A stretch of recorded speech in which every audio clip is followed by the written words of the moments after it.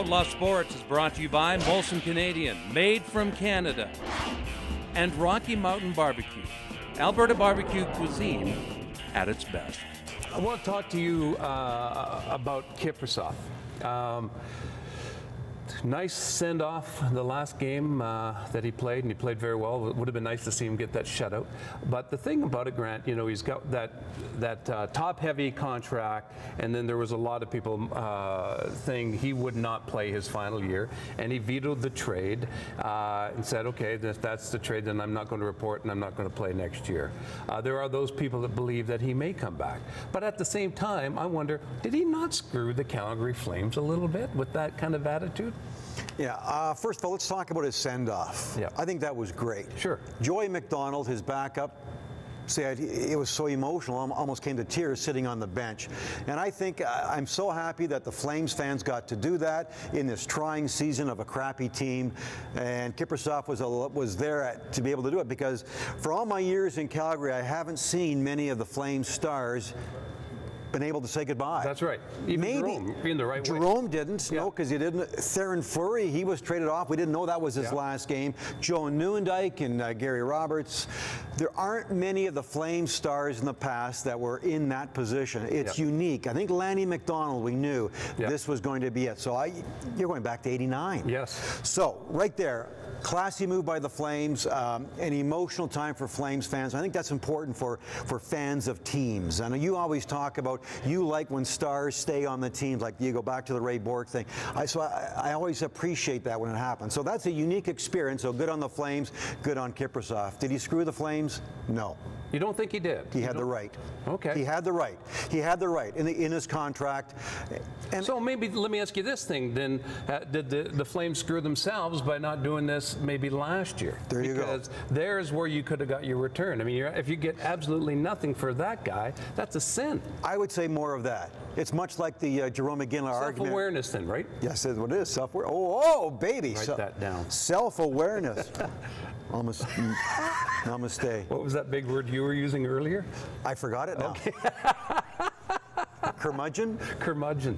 Yeah, I thought that was a cousin to Kermit the damn Flames. This guy, that's a curmudgeon. Okay. Where are we? Oh, yeah, Mika Kiprusoff. Yep. I don't think he screwed them. I think he has this right.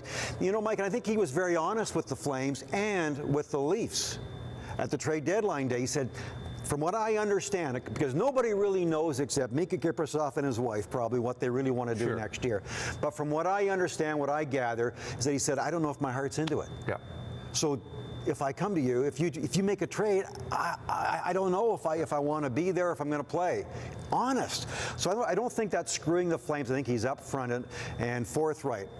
To me, when Mike Keenan said a month ago, I was the head coach of the Flames and he signed that 6-year deal, it was understood within the organization he would not honor the 6th year. I think it's common knowledge. To the fans, it may seem like he screwed the Flames. I don't think he did. Well, then maybe management has to take this one on the chin. But the same with Iginla. Yeah, sure. They should have made these decisions a couple of years ago. Yes, yeah. One thing I'm laughing because you know, when you see hero worship, and I was laughing at this young kid when he was a little boy dressing up as Kipper.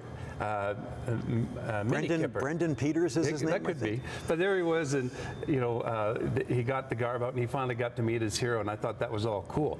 But at some point, you know, kid, you're 27 years old. You can't dress like him anymore.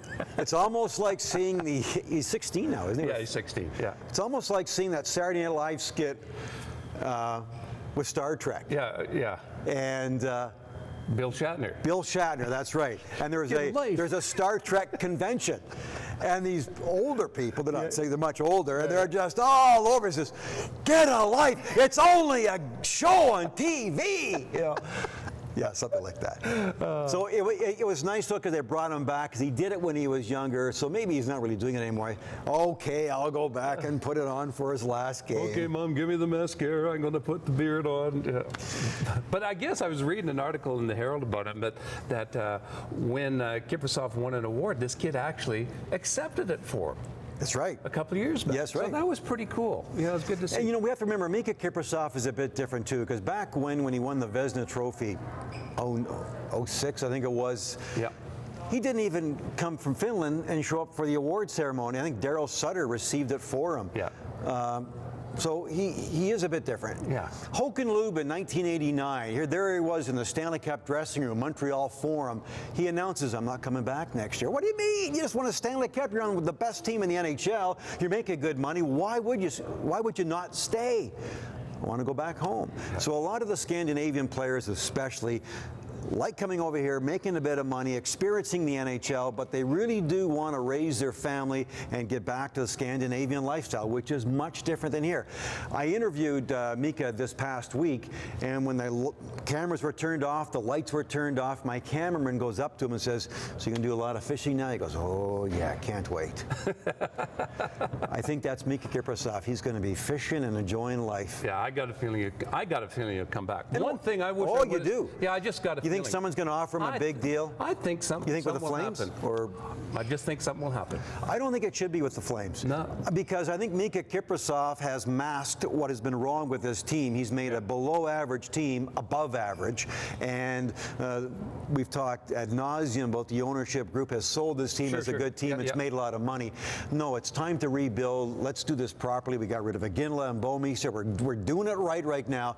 I think with Joey McDonald and some other goalie next year, they can be respectable, respectable without Mika.